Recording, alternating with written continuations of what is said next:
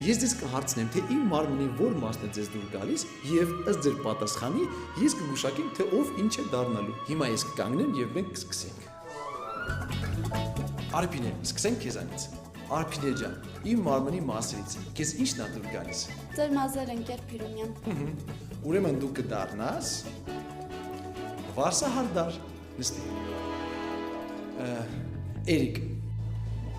քեզ ի՞նչն է դուր գալիս։ Ձեր աչքեր անկեր Փիրումյան։ Ուրեմն դու կդառնաս ակնաբույր, նստի։